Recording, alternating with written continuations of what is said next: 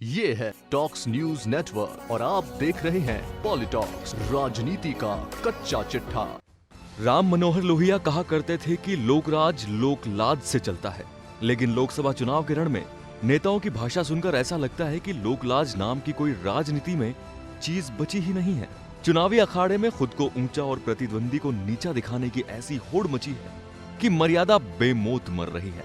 एक दूसरे पर राजनीतिक छींटाकशी से आगे बढ़कर अब बात गाली गलौज तक आ चुकी है। बेशर्मी की इस खेल में सामने आने पर ही निजी हमले नहीं किए जा रहे, बल्कि उनके परिवार को भी लपेटा जा रहा है। दुर्भाग्य से इस खुले खेल में सभी दल बराबर के भागीदार हैं।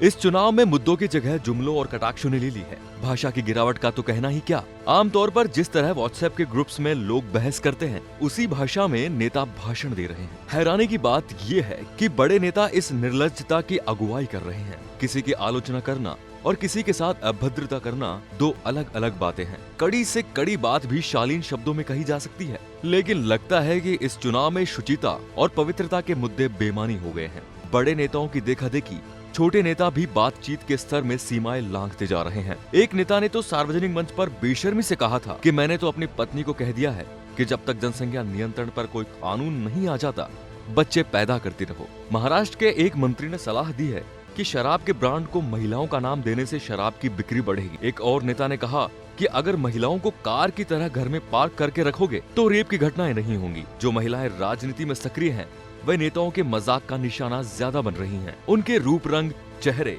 शारीरिक बनावट और बालों तक को लेकर कुछ न कुछ कहा जाता है।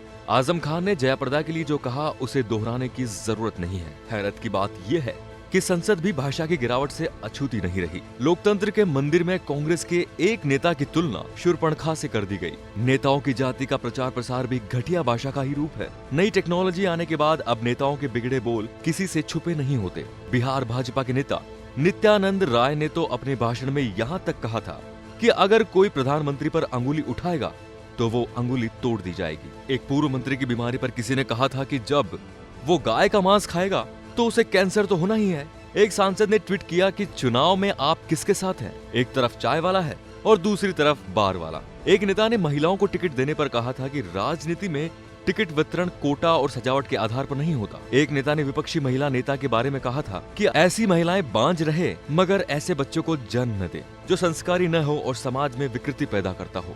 ये सब तो नमूने हैं जो हमारे नेताओं की भाषा के बहाने उनकी सभ्यता उजागर कर रहे हैं।